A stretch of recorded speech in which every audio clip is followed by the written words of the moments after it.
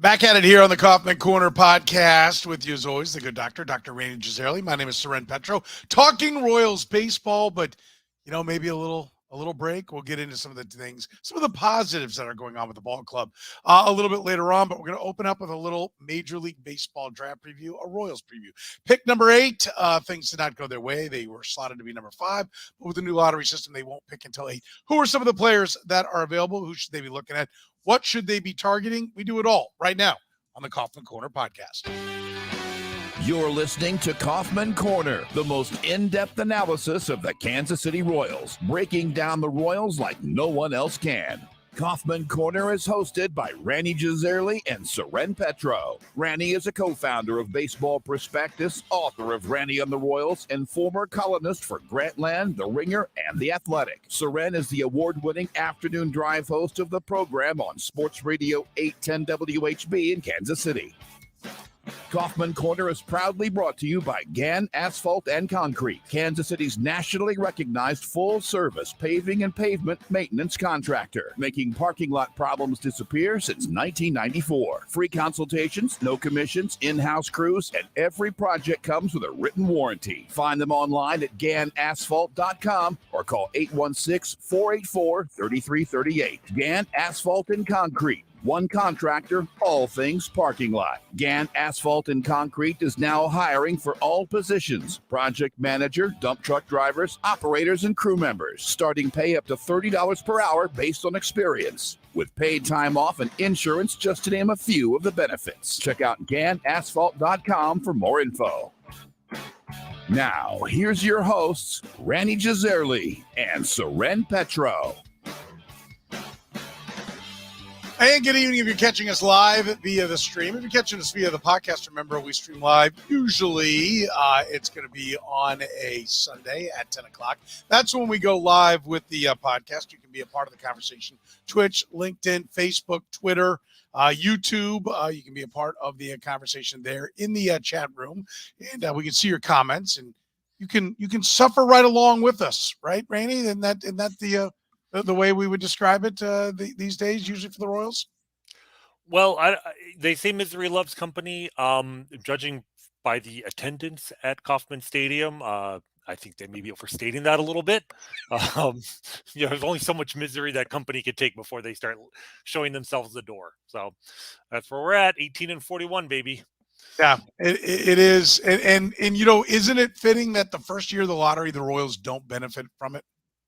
Right? Isn't that exactly what we expect? Like, instead of moving up, they get knocked down. Like, isn't that what we just always knew it would be if they ever got to a lottery? It certainly wouldn't help the Royals in their initial go-round. No, it's extremely fitting. It's not the first time this has sort of happened. If memory serves, the last time there was a change in the draft order was almost 20 years ago, when it used to be that the leagues would alternate. So one year, the first pick would automatically go to the team in the National League with the worst record, and then the next year would be the American League, and the leagues would alternate odd and even numbered picks. So you would have a year where the worst team in baseball might not have the first pick if they happened to be in the wrong league that year. And they changed that rule just in time for the Royals to get the second pick instead of the first pick back in, was it 2005 or 2006? They should have had the first pick in the draft, but they got rid of that rule, and the Diamondbacks had a worse record than they did. And I remember being bitter about it at the time. Now, that worked out very well for the Royals because the first pick was Justin Upton, and the second pick was Alex Gordon, which serves as a reminder that, you know what, yes, the Royals may have gotten hosed here. They got some bad luck. It's very galling that the Minnesota Twins, who went 78 and 84 last year, should have the 5th pick in the draft, and the Royals have the 8th pick. But you know what? You make your own luck too sometimes. And you can say what you want about where the Royals are drafting this year, but the Royals, this rule wasn't in place the last couple of years. The Royals have had 4 top 10 draft picks. And, in the last 5 years, one of them was used on Bobby Witt. The next one is used on a ghost. I believe his name, he goes by Asa Lacy. But at this point, he might as well be a ghost. And then Frank Mazzucato and Gavin Cross, they had great opportunities to take really good players with those picks. They'll have a great opportunity to take a really good player this year, but they may need to get creative because it is a perfect stroke of fortune for the Royals that they would have had the 5th pick in previous years. And all the draft experts seem to say that this is pretty much the deepest top 5 and the clearest top 5 draft picks in modern draft history. And we could probably dispense with those 5 players quickly and just say these are the 5 players we do not expect to be there when the Royals pick. Well, let's If do they that. are, yeah, let's talk about those 5. Let me make sure I got their names up here for you. So there are basically. Can we point out that, like, you know, I actually think that the 2 or 3 teams will go signability. Oh, let me put it this way: up to 2 teams will go signability, and so the 5 will last to pick 7. Like, don't we know that that's exactly how it's going to work? Because there is some talk about some signability, Yes. maneuvering going on, kind of like if people remember the Royals' biggest examples when they took Hunter Dozier at 8 and paid him well below slot value, so they had more money to go after Sean Manaea Right. later on. That's the biggest example. Frank There's Mazzucato. a right. Mazzucato to me is the more recent example. That may be the more instructive example because the point I want to leave everyone with at the end of this is not that the Royals should take player A, B, or C. Like I'm not a draft expert. I've seen none of these guys. I have some strong opinions, but I think the big takeaway here is the Royals need to be to be very flexible and also to like be able to think on their feet and change their tactics at a moment's notice because like you said, even though there's a very clear top 5 here, teams have become more and more creative about using their draft money and moving money around and sometimes taking players as high as the top 5 that aren't necessarily don't deserve to be there on talent alone, but do that because they can use that money and take a top 20 talent with their 2nd round pick or whatever. And you have to be prepared for a surprise. And yes, it would just be the Royals' luck to have two teams go signability and for one of the top 5 to be there at 7, but not at 8. But in this draft, there does seem to be almost a clear 6 player. There's a clear top tier of 5 guys. And then the second tier is literally one player, a catcher named Kyle Teal. And if I've seen one draft mocking him to the Royals, which would be an impressive get to get him at 8. He seems to be a clear number 6. And you know what? A catcher of the future, a potential Adley Rutschman, potential Buster Posey, kind of catcher. I think that sounds delightful right now because former catcher of the future, MJ Melendez is no longer a catcher. And the next catcher of the future, Carter Jensen, may or may not be a catcher and may or may not be an elite prospect. But at some point, the Royals are going to need a successor to Salvador Perez. So, Kyle Teal, if he's there, the Royals need to be ready to pounce. And if he's not there, then they need to be prepared to be creative. Because if you look at it, I think it's appropriate that Frank Mazzucato is coming off one of his best starts of the season. It's also sadly ironic that the Royals' single best player development story probably this year is now on the disabled or the injured list for a month after a collision with a teammate, which I hope is just a collision with a teammate, and I hope it's a non-arm related injury. It bothers me a little bit that we have no idea what the injury actually is. It would be nice if the Royals, if it's bruised ribs, okay, that's a 1-month injury, but I don't think that's going to affect him long term. If it's an arm related injury, that would scare the living daylights out of me. Let's hope that it's nothing serious. But it kind of, at least puts on pause one of the big development highlights of the season, and also kind of highlights that as much as we were mystified by the selection of Mazzucato at the time, as you've put it, the Royals are in the get it right business. And if they get it right with him, we're not going to, they don't have to worry about what we thought back then. Like, it looks like a smart pick now. And what I want to highlight about that pick is the Royals, if you talk about them always being one pick shy of the elite player, the 6th player in that draft was a shortstop named Jordan Lawler, who is a top shortstop prospect now for the Diamondbacks. The Royals absolutely were going to take Jordan Lawler if he had fallen to 7. We know this because Frank Mazzucato himself, in an interview with his hometown paper like a year later, talking about how excited he was to be a Royal, just happened to mention that, Well, when the Royals called him before right before his pick to say that if Jordan Lawler went sixth, they were taking him, which of course means that if Jordan Lawler didn't go sixth, they weren't going to take him. They weren't prepared to take Jordan Lawler. Jordan Lawler would have required probably above slot money. And the thing that I really want to give the Royals credit for is they had a plan to take Jordan Lawler if he was available, but if not, they already had a plan to cut a deal with Frank Mazzucato, save money a lot, and completely, in other words, we were prepared to zig and they were prepared to zag, and with the span of one pick, they had both plans ready to go, and they may have executed it very well because Mazzucato, if he turns into the pitcher that we have seen, might be a really good value with that pick and with that money. And with the money they saved on him, they took Caderna, they took Carter Jensen, they took Luca Tresh, they took a few at Shane Panzini. Maybe none of these guys will pan out because this is the Royals. But the plan, looking back at it, the plan was solid. And the fact that they executed that plan, even though it might have been plan B, I give them credit for that. And I really want to emphasize that is the kind of prep work I want to see from this year's draft. Yeah, I'm with you. You covered a lot of ground there. Let's start with Mazzucato. Suffered the injury after colliding with a teammate, and the injury is undisclosed. Right. Like, what are we doing here? I don't know. What are we doing here? First of all, it happened at practice. Come on. I'm in the same zone that you're in, and I'm glad I'm not the only one. The Royals have not earned themselves the benefit of the doubt. Yeah, if people aren't getting what I'm getting at, I think generally speaking, historically, when things are cryptic like this, what you will end up finding out sometime later is there was a fight. And that somebody got into a scrap or they were off screwing around doing something they shouldn't have been doing. And it gets run with this. Now I have no information, none whatsoever. And I know we get a little bit of about like a 15-second delay from when it hits up there, but Jerry came to the same conclusion that I did. A phantom injury at practice with a teammate fight, a lot of people coming to the same conclusion. Yes, that's exactly what it feels like. And like you said, is it a broken hand? Is it a broken wrist? Is it something that will heal quickly? We don't know.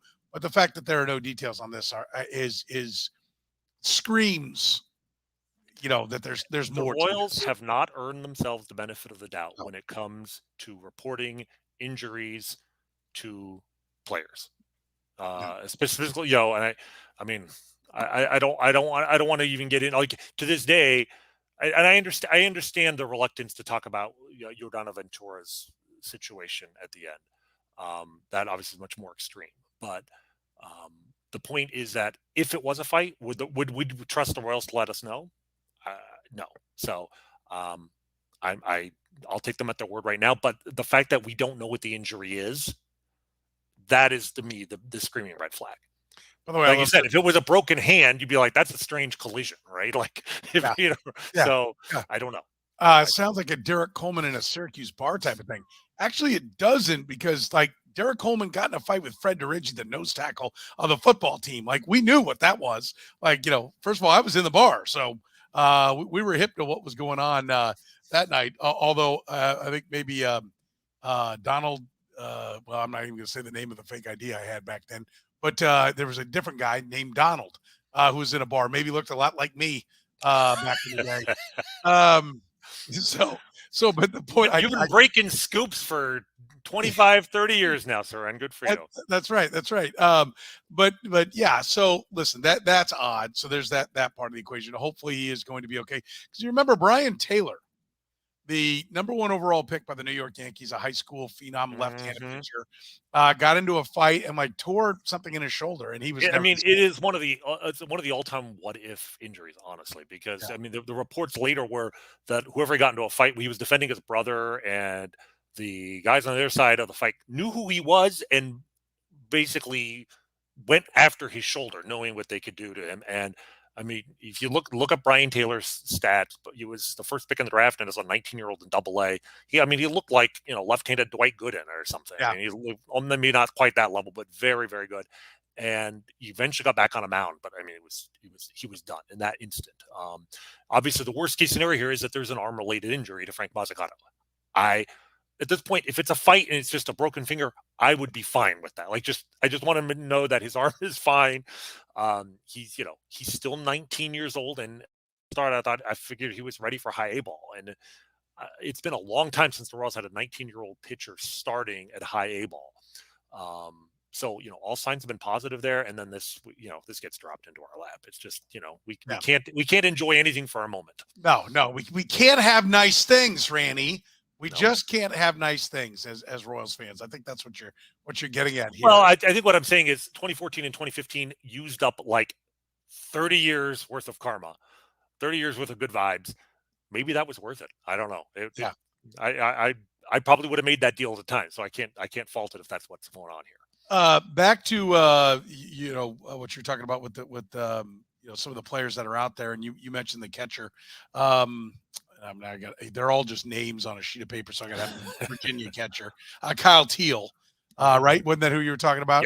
Yeah. Kyle Teal going to the Royals. There's different ones. I mean, I got one that has him going 15, right? Like Kylie McDaniel had the Royals going with Kyle Teal. What did Keith Law had the Royals going with Jacob Wilson, shortstop from Grand Canyon. That one I'm not as high on, but we can talk about that. So, but to your point about the catcher, do we think that because the Royals were also where were they seen? They were at Myers workout, wasn't it that where the high school pitcher, the number one Noble Meyer? Yeah, that's another one that terrifies me. Okay, so why? Let's it's Noble Meyer, right-hand pitcher, Jesuit High School in Portland, Oregon. They had scouts that were there, which would, if they're going the signability, is that why they would be there, right? Like if plan A doesn't get to them, then they're going to go with the best high school arm. That's what they did with Frank Mazzucato until this situation. It was working out. Why would that scare you if that's plan B? Well, Noble Meyer scares me simply because it's a high school pitcher. And the Mazzucato thing, what's really interesting about Mazzucato, he was not really the number one rated high school pitcher in that draft when the Royals took him, which I think is a testament to just how unreliable high school pitching rankings are. Like I'm looking it up here really quickly for you. The first high school pitcher taken in the last couple of drafts, right? Let's skip last year because it's too soon to know. But like you had Jackson Jobe, who was the third overall pick in the 2021 draft, the same draft the Royals got Frank Mazzucato. Jackson, number 3 overall pick. I don't know. I don't even know if he's pitched this year. Like he's injured. He had I think he's had either Tommy John or shoulder surgery, major arm surgery. You go the year before that, the first pick out of high school, was that the Mick Abel? Yeah, Mick Abel, 15th overall pick for the Phillies. He's got a 5.09 ERA in AA. I don't think he's a good prospect, but not a great prospect. The year before that, like you go through the list of high school pitchers taken early on, and it's not pretty. And I just think there's way too much. I'm looking at 2019. Yeah, the first high school pitcher taken was no, he was a college guy. I can't even find the first. It wasn't taken in the top 20 picks. I guess that's sort of the point. Like teams have actually gotten much wiser about not taking high school pitchers in the top half of the first round. But there are the Clayton Kershaws. There are the guys that there's the Zach Greinke's, right? Yes. But 1 year after the Royals took Colt Griffin, like it's the lottery ticket that you hit on. That it's the golf shot straight down the middle of the fairway that convinces you to keep golfing, even though 90% of the time you're hitting a slice, right? So yes, you could work, but that just makes me very nervous. And I think with the 8th pick in this particular draft and where the strengths are in this draft, I just think that there are going to be better players, better risks available at that point. All right. So who would be the better plan B strategy? Okay. Well, first off, let's just run off the 5 names that we're talking about that are probably the clear top 5, right? You have Dylan Cruz, outfielder at LSU, having one of the all-time great college seasons. Like last I saw, he was hitting like 490 or something, and slugging, on base was like 600. It's just Barry Bonds-ish numbers. There is Paul Skeens, who is a right-hander, also at LSU, and the rare college pitcher who clearly should still go in the top 5. I mean, I've heard him described as the best college pitching prospect since either Garrett Cole or Steven Strasburg. Like he is, throwing 100. I think his last start, he threw 123 pitches, complete game. Probably threw too many pitches, but 123 is not 153. But that 123rd pitch was at 100 miles an hour. Like, yes, that's the guy who's major league ready basically from the moment he gets drafted. And then you have the other elite college outfielder, Wyatt Langford at Florida. Some people like him more. Can we agree that those 1-2 are ahead of, like, they always say the 5, but it's those two are Probably the top 2. Although again, with pitcher Paul Skeens, like, Jack Leiter was the number 2 overall pick like 2 years ago, and he's like fallen off a cliff. So you can make an argument that somebody other than Skeens should go too. Like there's a world in which Skeens will drop because there's certain, especially analytic heavy teams, are just like, we are not taking a college pitcher that high in the draft. Teams really in the last 3 to 5 years, I feel like teams have finally gotten the memo that the divide in return on investment in the draft is not even so much high school versus college; it's hitter versus pitcher. It doesn't matter how good the pitcher looks. Pitchers, their stuff changes so much from the time they're drafted to the time they get into the pro ball. You're better off trying to steal those guys later. You're more likely to get a find in the second or third round as a pitcher, and so you're better off taking the safe, safe bet with a hitter in the first round. So he might fall, but I don't think he'll fall to 8. If he falls to 8, it'll be the rare time where I will be absolutely ecstatic that the Royals took a college pitcher. Paul Skeens would be amazing. Wyatt Langford, the other elite outfielder, he might go second. Like he could be that guy. And then you have 2 high school hitters, Max Clark and Walker Jenkins, who, elite high school hitters. They're outfielders, really safe bets. The Royals haven't taken a high school outfielder at the top of the draft. I can't think. Brown? Yeah, maybe. I mean, Johnny Damon was a supplemental first rounder. That worked out well. But Chris Lubansky a high schooler? Or was I guess I give you Lubansky. Lubansky would be sooner, but even that was a signability thing, right? So it's kind of weird when you think about how the Royals focus so much on athletics and speed. And they're not averse to taking college outfield, but for whatever reason the draft board hasn't fallen to them that they've taken a high school outfielder. Either of those guys would be a fantastic guy to break that streak. I don't expect them to be there. I mentioned Kyle Teal, probably the 6th guy. And then there's a range of like 5 to 10 guys that teams will fall in that 7 to 15 range, and the Royals will have, in all likelihood, their pick of those guys, which means if they're smart about it, they can figure out who they like. Maybe work out a pre-draft below slot deal if there's somebody that they like a little bit more than the consensus who might otherwise go 12 to 15. I don't think they should be taking a guy who's 30th on the draft board. There's not going to be enough talent out there later to make that worthwhile. But if you can save $500,000, $1 million, they're going to have, obviously, their second round pick. They're going to have that their competitive balance round pick after the second round. They're drafting early in the third round. So, if they want to move money around, they absolutely can. But if a player drops, one of those guys drops, then you throw that out the board. The wild card to me, the guy who I think might actually be there, who was considered a potential number 1 overall pick before the season, is Chase Dollander, the right-hander out of Tennessee, who, going into the season was rated ahead of Paul Skeens and everyone else basically in the college ranks, and has had a very frustrating season. But the swing and miss stuff is still there. He struck out about a third of the batters that he's seen this year. His walk rate's up. His home run rate is up. His stuff is just, I think his slider is just kind of missing from the years prior. That could be a bad sign. It could also be a real opportunity. If you can get a guy who's the best college pitcher at the 8th pick, it's a gamble. It's, again, if the Royals make that pick, I won't criticize it. I won't praise it. I'll wait and see how he actually does. All right, because if you do it, you have to be right that you can fix him, or that whatever he's dealing with is a minor injury with some rest, that he'll be back to being a potential ace. Yeah, and that's we did have the one question I thought was interesting here. With K here, this is like where baseball's different.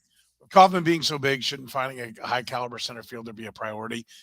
Finding the guy, because it is so hit or miss in baseball, finding the guy that's definitely going to get to the big leagues at any position is priority number one, right? Like you go back and look at baseball drafts, there are lots of first round picks that either don't make the big leagues or they make the big leagues and have god awful numbers. And the only reason they made the big leagues was so the club could say, this guy made the big leagues, right? They got promoted up there just so they can do it. And I think so. There is no drafting for need. Do the Royals need outfield? Yes. Do they need speed in the outfield to cover the ground that they've got? Yes, they do. But if it's a lumbering first baseman that's going to hit 45 home runs and they're locked in and confident that that's the best player, then that's who you have to take, right? That's what it is. They have Salvador Perez. They have MJ Melendez. If the catcher is there and he's the best prospect, you take the catcher. That's what you have to do. The good news is if you care about drafting for need, the Royals need everything. So it doesn't matter. Just take the best player available. But your point also is like, take the best player available. And even if he is a lumbering first baseman, he's 45 home runs and you've got Pasquantino and Prado, hits, it's okay. You can trade them. But when you take MJ Melendez and you have Salvador Perez, and 3 years later, MJ Melendez is a top 100 prospect and you still have Salvador Perez, and then you don't trade him, well, then you end up not maximizing your value. So, but that was the old Royals. The new transactional Royals, that we don't have to worry about that anymore. So draft away, get the best talent, and then trade it later if you have to. Yeah, we hope that you don't have to worry about it. All right, so let's talk about Plan B scenarios, right? Like if you're not going to get what do you think is either because of the cost or they just don't land at you, and you want to go cost effective pick. So in other words, taking a guy who doesn't belong, going at number 8, but you're going to sign him for less so that you got more money to splash around on later rounds to try to keep high talent away from going to college. What's your Plan B? Yeah. So, well, let's talk about, so there are several Plan Bs. We've heard a couple of names that have been associated with the Royals. Let me start with the college guys. There's 2 college guys that I've heard a lot of. One is Jacob Wilson. You mentioned him earlier. Shortstop out of Grand Canyon University. His dad, I think which Wilson was his dad? His dad was a major league shortstop. I can't think of his first name. I was the Pirates Wilson. Yeah, Josh Wilson, maybe? Yeah. So, but, considered a very kind of safe pick, high floor guy. All right. In large part because he is one of the great contact hitters in recent years in college baseball. He has struck out 5 times this year. By the way, Jack Wilson. I had to look Jack Wilson. Sorry, Jacob and Jay. That makes sense. Jack Wilson's son, Jacob. So in 217 plate appearances this year, he has 5 strikeouts, hitting .412. I'm nervous precisely because this is exactly the kind of player the Royals would target. A really high contact, fundamentally sound guy, maybe not elite power, maybe not elite patience. He's only walked 19 times in 217 at bats, which isn't a bad rate, but you're a 400 hitter. You figure the teams are not throwing you a lot of stuff, a lot of, hittable pitches, and yet you're still, not drawing a ton of walks. For his college career, he's hitting .361 with 31 strikeouts in 697 plate appearances. So like about a 4 or 5% strikeout rate. The 2 players that come to mind that are most comparable, I would say, to him in recent years coming out of college. The first one is Nick Madrigal. Now, Nick Madrigal was the 4th overall pick in the draft in 2018. Elite contact guy. Again, he struck out 7 times in his senior year, struck out 37 times in 707 plate appearances. Almost exactly the same strikeout rate. He had exactly .361. They have the same collegiate batting average and almost identical strikeout rates for their career. Wilson is it for more power, and that's not to be sneered at. But Madrigal went to Oregon State, which is in the Pac-12, whereas Grand Canyon plays in the WAC maybe. I mean, they play in a mid-tier conference, so that concerns me a little. The thing is, Nick Madrigal, who in his first full pro season, hit .311, struck out 16 times in a full season in the minors, and was considered a top prospect. It's really not translated well to the majors. He hit over 300 when he first got to the majors, but pitchers he doesn't have the power to scare them. They're able to overpower him. And last year he hit .249. The White Sox traded him to the Cubs for for a reliever who was going to be a free agent at the end of the year. Was it Craig Kimbrell? Maybe I can't remember who it was now. And hitting 247 this year was sent back to AAA. So Nick Madrigal is just not really, the contact is there, but you've got to have a certain amount of power. But a more close to home example is Christian Colon. Right, Christian Colon, again, shortstop, kind of stretched to be a shortstop. That's Jacob. Jacob Wilson's considered to be a very good defensive shortstop, but may end up having to move across the diamond like Colon did. And Colon was a better hitter for power, but also had a higher strikeout rate in college a little bit. But kind of the same player, high floor. When he was drafted, it's like, oh, this guy's he's going to be a major leaguer. He was a major leaguer. Did he move the needle for a top 10 pick? No. And my concern with if you take Jeff Wilson, you have to be certain that the power is more substantial, that he also can develop plate discipline in an organization that doesn't really teach that or hasn't for the last 40 years, and that he will not swing at pitches. Just the fact that I don't want him having his ability to make contact used against him, because some of these guys, they make contact so well that they can swing at everything. But just because you can hit everything doesn't mean you should swing at. And so this guy concerns me a little bit. Yeah, no, I'm with you. By the way, we're brought to you by GAN Asphalt and Concrete. Proud to bring you the Kaufman Corner podcast and proud to serve the entire Kansas City metropolitan area.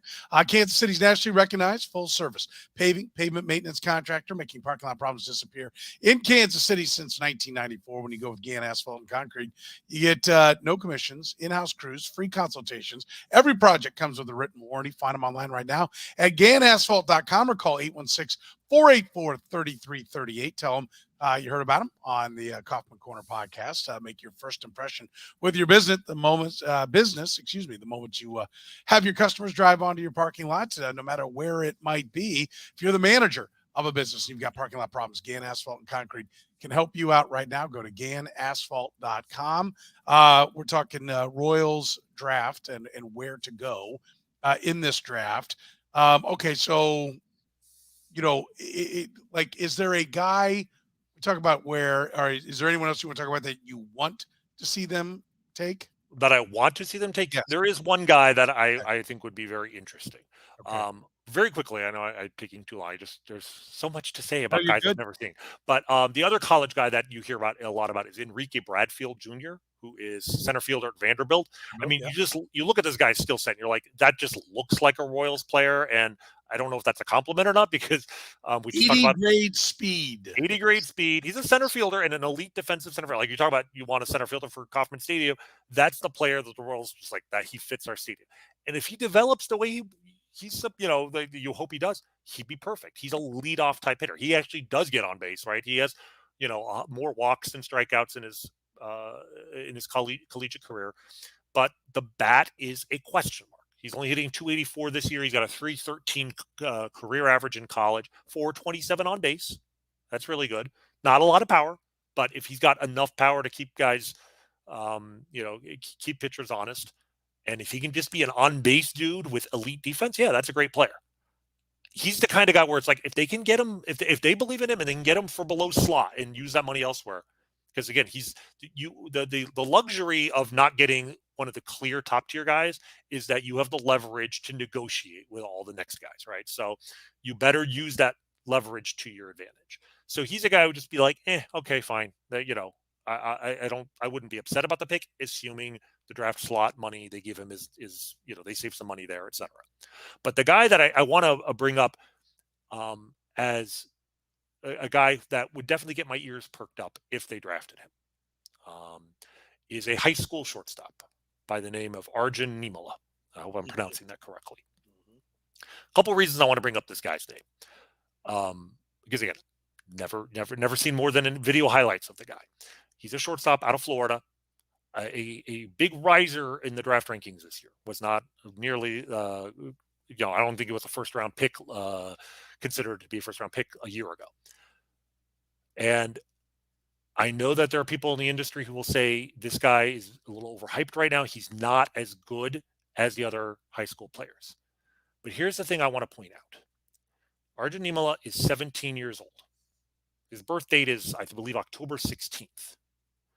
And so if God forbid, anybody in the Royals has actually made it this far into the podcast and is still listening, The point I want to make is if you're crossing Arjun Nimala off of your list right now because he's not as good. We've heard the hype, but he's actually not. He doesn't have the talent to be the number 8 pick in the draft. Yeah, he doesn't. Now he's 17 years old, and if you look at the player who's 17 and the guy who's 9 or 10 or 14 months older than him, and you compare them right now, the older guy is going to be a better player now, and that doesn't mean he's going to be a better player a year from now. Go back and look at what you were saying about Mike Trout before he was drafted. Obviously, you didn't have that high on the list because you took Aaron Crow that year, and 25 other teams also passed on Mike Trout. A year later, when Mike Trout was dominating the Midwest League, I'm sure you looked at him like, this is a different player than the guy we looked at last year. Yeah, because he physically developed. Or to go closer to home, Francisco Lindor was 17 years old and was drafted Detroit 18 in November.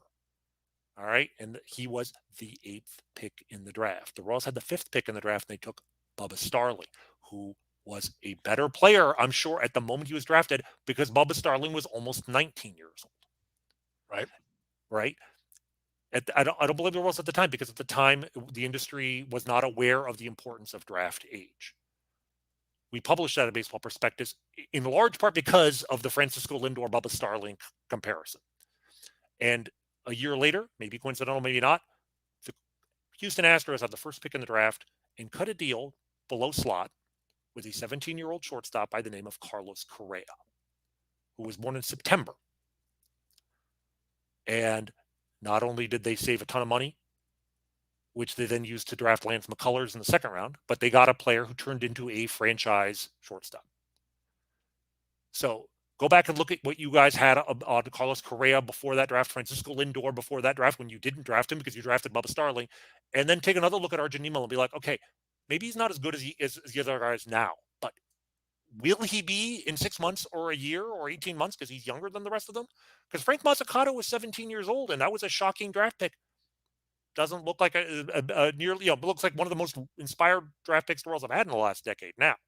Can I, by the way, I do love how you're speaking directly to the Royals as if we know that they are watching. Can I give you another one? Sure. Do you know who was, hang on a sec here. Do you know who was 347 days younger than Bobby Witt Jr.?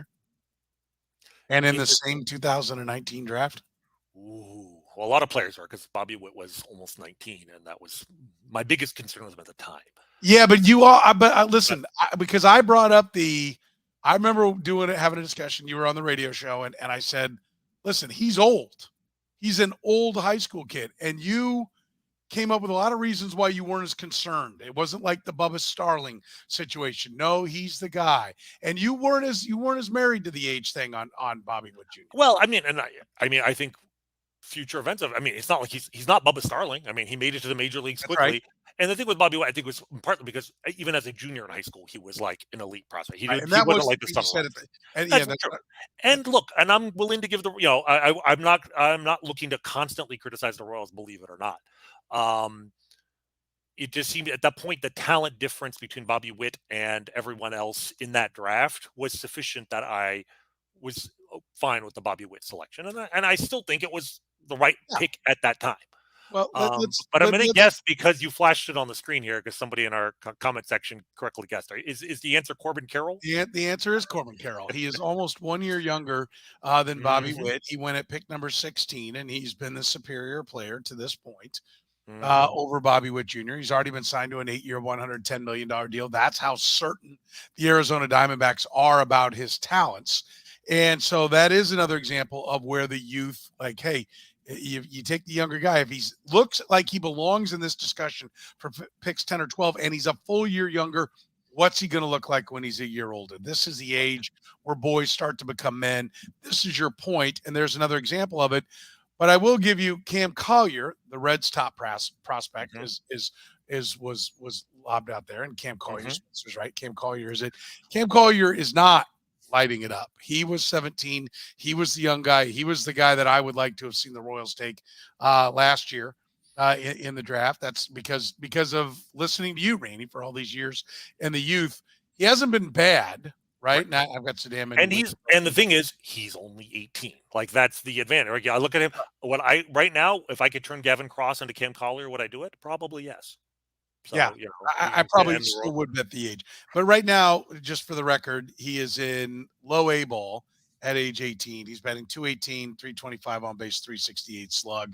After a cup of coffee, he had 35 plate appearances for their rookie league team where he went 375, 14, and 630. And everybody went, oh my God, here it is, here he goes. But he is having some growing pains this year for the Reds. So we will see if it doesn't always work out. Sure, absolutely. The thing I will point out with Nimala as well, though, on Keith Law's top 50 draft, draft pick list, not his mock draft, but like who he thinks the 50 best players are, he has Arjun Nimala 7th.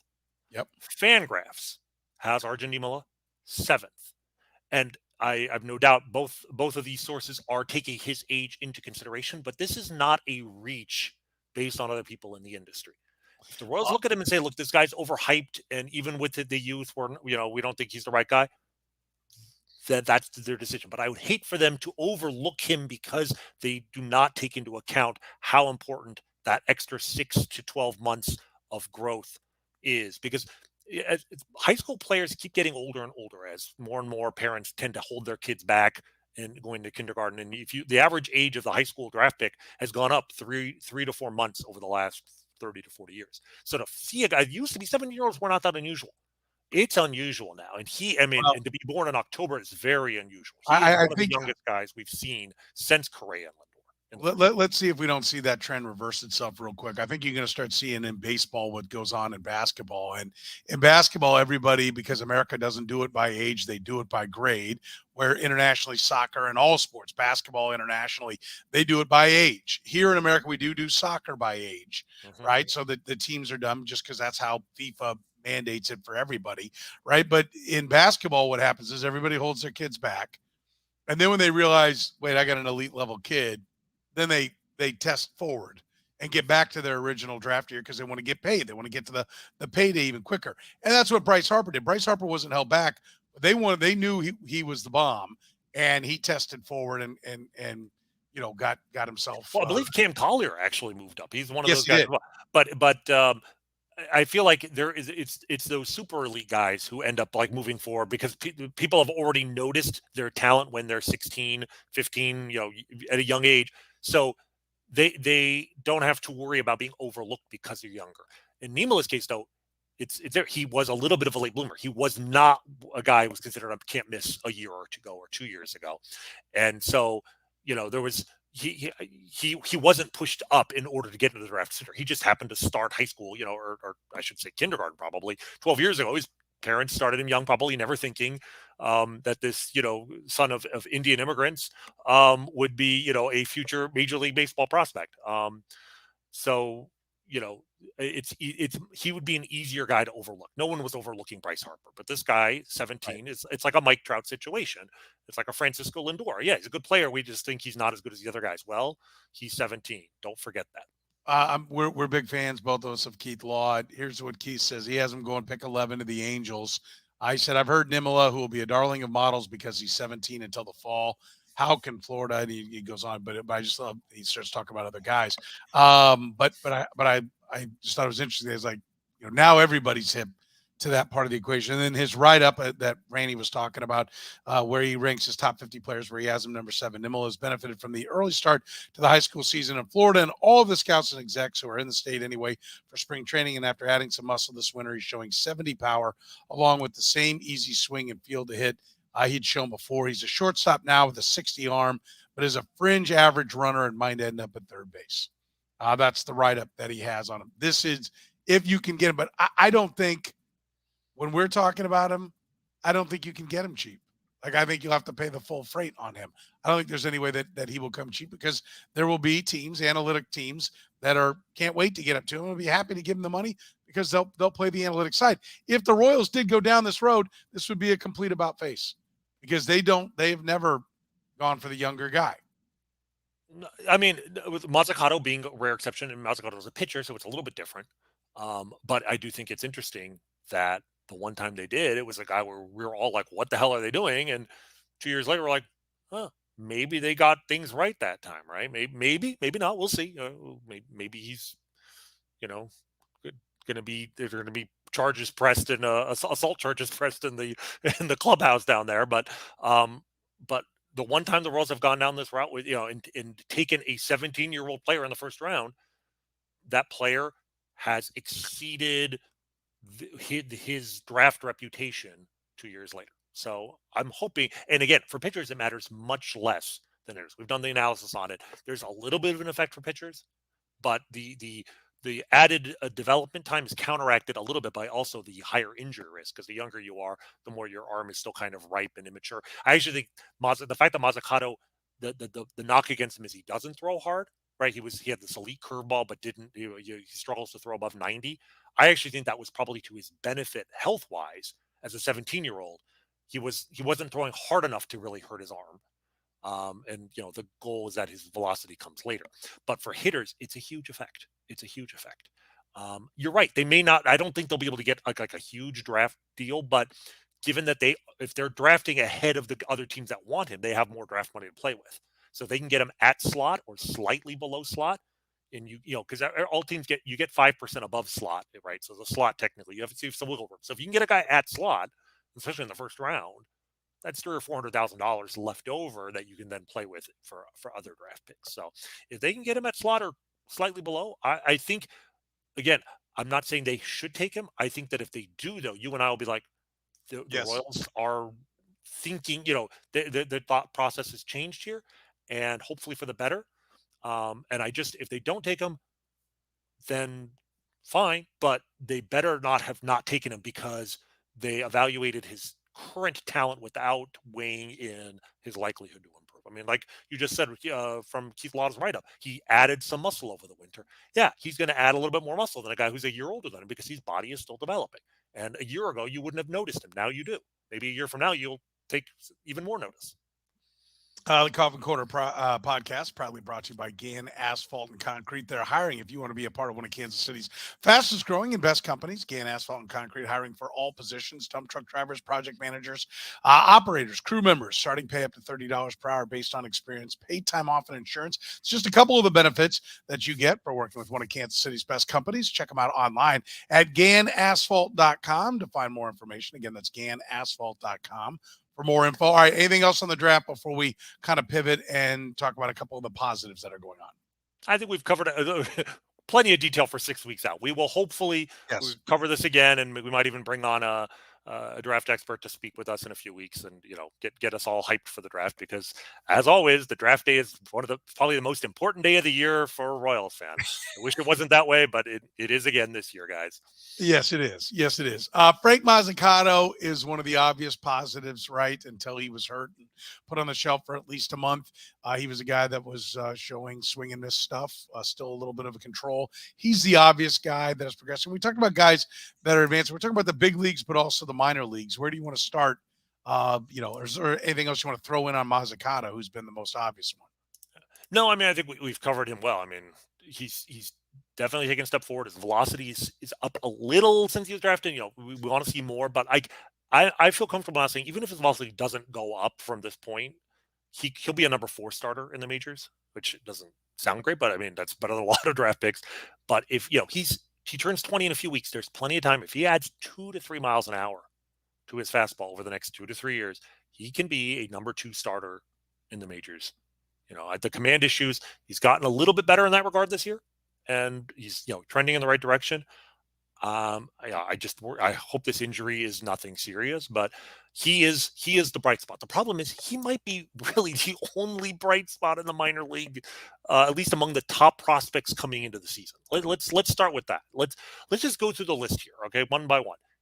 Tell me if this guy has advanced themselves compared to where they were before the season. All right, number 1, Gavin Cross. No. He's taking a step back. Number 2, Caden Wallace. No.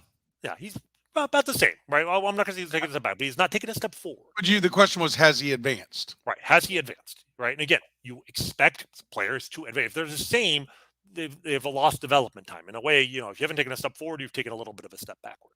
No. Right. Number 3, Drew Waters. No. No. I mean, I'm not saying he's taking a step back. He was hurt. It's incomplete. It's missed, a missed opportunity. I'm still optimistic, but no, not a step forward. Number 4, Cadurna. Ben Cadurna. No. He's at the same level he was before. He's probably pitched a little. His strikeout rate's up a little bit, but it's not a great sign that he's repeating low A ball. And unlike Mazzucato, he doesn't have the advantage of being really young for his age. He's a year older. So no. 5 is Mazzucato. Absolutely. Number 6. I'm reading this off Baseball America's top 30 prospects before the year. Number 6, Maikel Garcia. Yeah, I'm gonna just because he's at the big league level, he hit his first home run today. I'm gonna say, the numbers aren't as good as they were in the past, but I'm going to say that yes, he's proving that he at least has survival skills at the big league level, which is something you don't know until they do it. So I will say exactly. You explained exactly why I would say yes. Like, he's doing it at the major league level, and you never know with guys. Sometimes they don't. Not a huge step forward, but step forward. And he was a guy I was really high on, and I'm still high on him. 700 plus OPS right now, and you at least look at him and go, I think we've got a utility player plus. Right. So he deserves the opportunity to be a starting player right now and find out what we got. Which he's added himself to that list of young players, which is the single greatest asset this organization has. He is among those guys. Number 7, Tyler Gentry. No, right? He's backed up the bus big time, right? He hit like 320. He was hitting, last year at 320 in the minor leagues. And I knew that was a little over his skis. He was a power hitter with a high strikeout rate. Like, that 320 wasn't realistic. I thought, okay, 270, 280. I think last I was looking, he's hitting like 240 in AAA. The power's down a little bit. Like, and he's not young as prospects go. 24 years old at AAA, 239, 346, 366 for a 712 OPS. 366 slug. Like, he slugged 542 last year. Like, we haven't really mentioned his name, but quietly he's been one of the, a prime disappointment in the farm system this year. Number 8, Nick Lofton. I would say no. I'd say he's the same. I'd say he's the same. Right. He had a bad April, better May. I'm still hopeful he'll be something, but I do think he may be topping out as a utility guy. I don't know. I'm not going to say he's taking a step forward. Number 9, Angel Serpa. I don't know. Been on the 60-day IL for. Okay, that's why. I haven't seen his name in a box score. That's why. Hopefully he'll be back soon, but no, clearly. Number 10, Carter Jensen. No. No, I mean, he's about the same. He's a great on base skills. He's at a high A ball now, but I mean, he's hitting 190 or something, and at some point, you've got to get your average above 200 as a prospect to be taken seriously. Well, and how old is he now? He's still 19. He's actually a few weeks younger than Mazzucato. Yeah. So I'm not giving up on, but still, I'd like to see somebody take a step forward. 191, 395, 322. 395 OBP with a 191 batting. We used to have an expression for guys like this. Man, if he, this guy can help your team if he hits 200. Oops. Yeah. Right. Like, it's like, okay, you don't have to hit for much, but you do have to hit something, and 191 ain't going to cut it. But he's 19. I still hold out hope. Number 11, Jonathan Bolin. No. Well, I haven't looked at him lately. Here, hang on. Yeah, it's not looking good. He's come back from Tommy John surgery. 814. Yeah. Rough. He's not. It's I don't know if he's one of those guys that didn't come back 100% with his stuff, after Tommy John surgery, or there's something else going on. But it's not looking good. And the farther we get away from Tommy John surgery, the less likely it is that it's going to suddenly fix itself. I was optimistic about him, and I'm not nearly now. Number 12, Asa Lacy. Next. Gone. Number 13, Beck Way. Have you looked at he's suffering from a little bit of the Asa Lacy syndrome. If you look at his walk rates, more walks than innings pitched. Yeah, he's had it. He needs to move to the bullpen, I think, quickly. We can keep going down the list, but I mean, we just went to the top 13. We mentioned Mazzucato and Maikel Garcia as the only guys who've taken a step forward. Yes, that my feeling about the Royals right now, being as pessimistic about the future as I am, is much more about the minor leagues than the major leagues, to be perfectly honest with you. If the minor leagues were, ticking well, all of this stuff that's going on at the major league level, I could, still have something to look forward to in the future. The minor leagues, this is not a good farm system.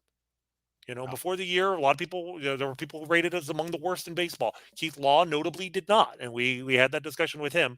He had him 20. I think he had 16 or 17. Did he have that high? I thought it was. It was just below the top. I remember saying I couldn't believe it. Noted hater of the Royals and all other baseball teams. Keith Law had the Royals 16th, but I was holding out hope that there was something there that maybe nobody else was seeing. But these guys have backed up. There's no nice way to put it. But we could do the same. We could do the same thought exercise at the major league level. I mean, let's talk about the hitters. Nick Prado, I think we would agree with taking a step forward. I think he's taking a step forward. Yes, I would say absolutely. We mentioned Michael Garcia. Has Vinny Pasquantino taken a step forward? No. I would say he's maybe his numbers are down a little bit. He's been slumping, but I still believe in him. But he's the same guy he was before the year, which is a compliment. But he's not better. Michael Massey taking a step forward? I'm gonna say yes, because he's the hot streak. We've seen him be flat out hot, be an offensive weapon. So overall, it's easy to look at those numbers and say no, he hasn't. He has still not proven that he's an everyday guy, but I've at least seen him hit big league pitching well for a month.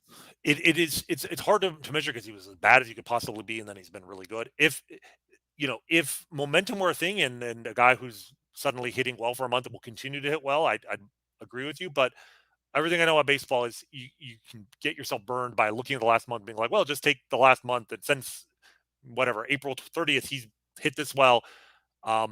The best way to evaluate a guy is what he's done for the whole season. And his OPS plus last year was 93. This year it's 73. Like, I'm not going to say he's taken a step backward yet, but I would say he's where he was. I'm not going to give him that. So, but MJ Melendez taking a step forward? Obviously not. He's taken a step back, both offensively, and he's no longer a catcher, which may be a good thing. But point is, it only matters if he hits. If he can't hit, then he needs to go back behind the plate because come on, Rany.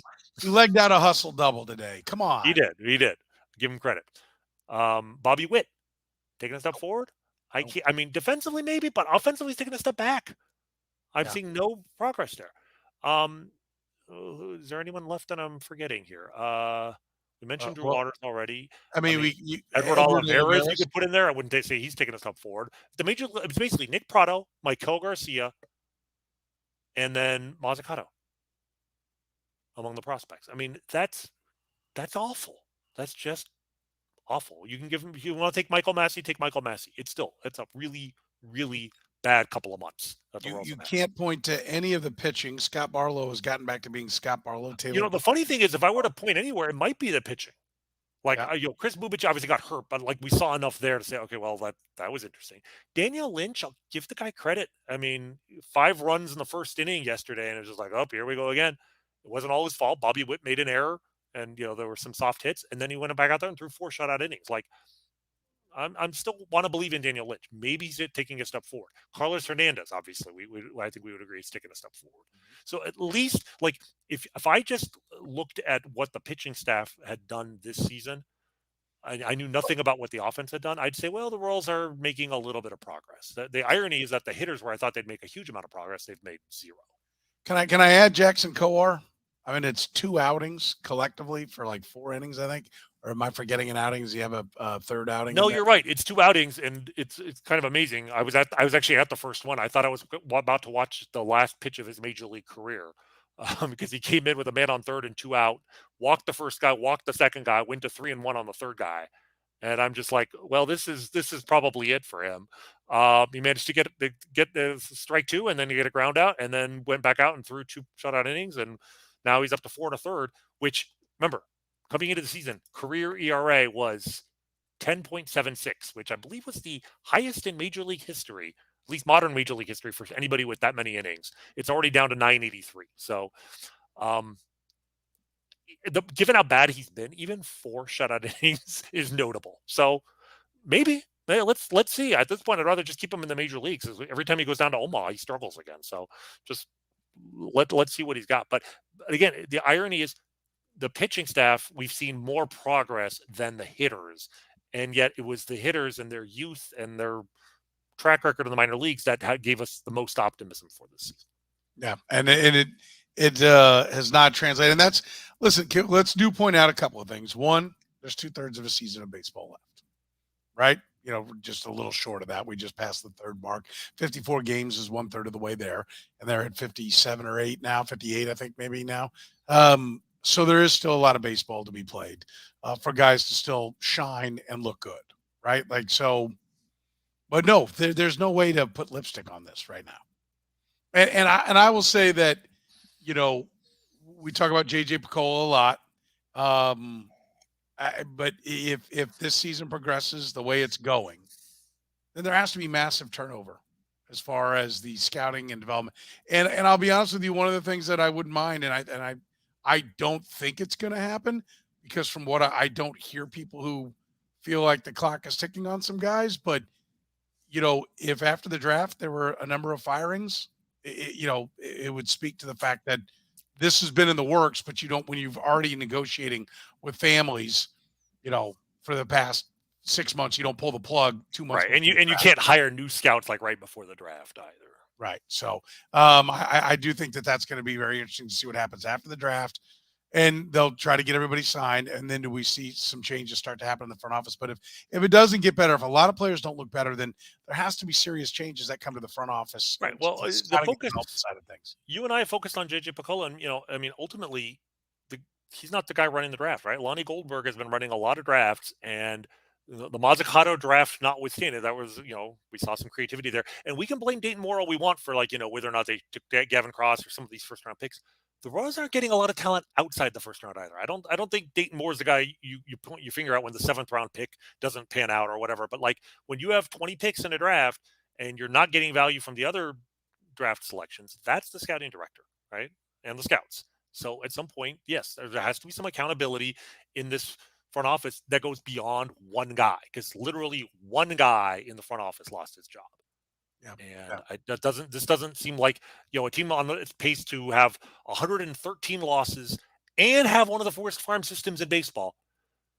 That is not the track record of a team that fired one guy.